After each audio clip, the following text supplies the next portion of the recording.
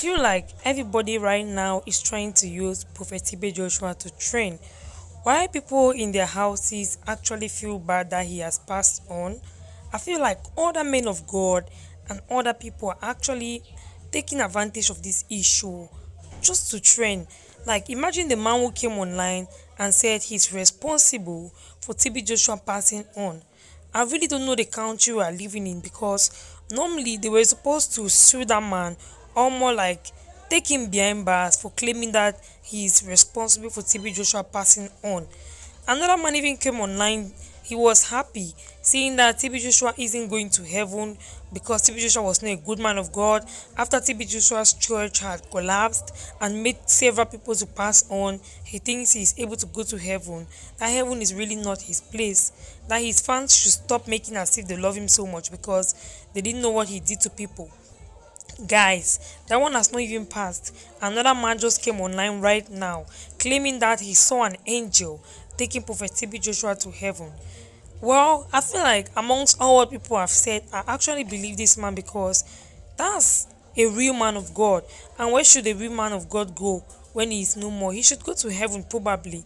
So I feel like even though that man is over exaggerating this fact, but it's a sure fact that Prophet TB Joshua is actually in a better place right now. He's in heaven, and that should be what should matter to us right now. We should be happy and rejoicing because a soul has gone back to heaven. That's the most important thing. Living according to the will of God and actually making heaven. Is that not our purpose on earth? Guys, please, let's stop feeling the way we are feeling right now. I know some of you are actually finding it difficult to believe what has happened. Trust me, I too found it difficult. Many people around the world are still finding it difficult. But the more people feel like we are not happy about it, people try to bring in news every single day. Now, do you believe that a church actually came into an angel, actually came into TB Joshua's church and took him directly to heaven in the eyes of that man who is claiming he saw it? Funny enough, that's what's happening right now, and that's what the man said. And guess what? If they want to bring anything like against the man, he's going to talk about the fact that it's his opinion. He saw what he saw, so people should not come and talk, or more like criticize him for what he saw. But I feel like people should calm down, let this man RIP, because how would he RIP if many people are actually bringing things up? They say, okay, one day in his church, more like the building collapsed and some people passed on. My problem is, why are they bringing everything now? He already paid for it. I know that during that time he was taken behind bars when it was not really his fault. Why are people doing this to this man? Let him RIP. How would his wife move on and become the pastor of this church? If at all people don't care, they still keep bringing the memory to be afresh. Okay, guys, do you believe that this man has gone to heaven? After all, we are not God. Judgment belongs to the Lord. But trust me, deep down my heart, anytime I want to feel like, oh my God, so this man is gone for real, I have this comfort deep down within me. I'm happy knowing that he went to heaven. I'm happy knowing that he's in a better place. A place much more better than earth. Believe me, guys, there is life after this. So the earlier you make things up with God, the better for you. You don't want to be in a place which isn't a better place after this. Leave your thoughts in the comment section below, guys, and please subscribe. Once more, happy birthday to you, Daddy. We love you, but God loves you most. RIP. Heart.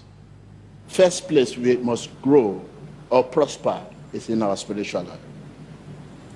Let me share with you why it's so difficult for us. After you have made a lot of money, you are rich, fleet of car, companies, you have a lot. Yet, there's a burden. Why? Because it's like we are prosper in our financial life,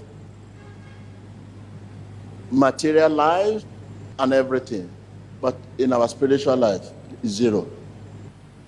You have money, wealth, so much. You have people. Yet, there's so much burden. Hardly you'll be able to sleep, but you are not sick. You need help of drug tablets to sleep.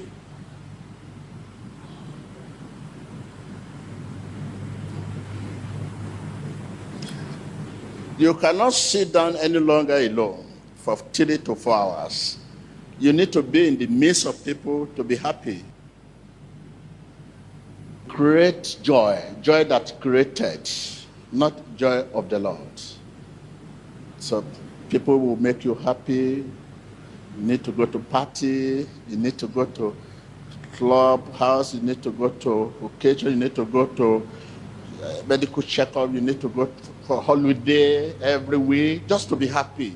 You are looking for just joy. The one you have is not sustain you. Now, reverse is the case. Our spiritual life first. Because this spiritual life is the one that carry everything we have. It carry our money, it carry our property, your fame. It is the spiritual life that carry them. If something that carry you is very small, you know the weight will be too much for him. The life many of us live is like you as a person carry this. If you carry this, you soon get tired. Your spiritual life is like that. What carry you is your spiritual life. It's not your money that carry you. It's not your material that carry you. It is not your fame that carry you. It is not your popularity that carry you. Wealth. No. What carry you is your spiritual life. And what you have is so much, too much for spiritual life to carry. So your spiritual life is just that is why life is so difficult for many of us. With your money, with your property, with your mate, you keep asking yourself, I have money, why should I be suffering? I have this, why should I be suffering? I have fame, I have control all over the world, why should I be suffering? Yeah, because the person that carry you is carry so much low property, and is the one that's supposed to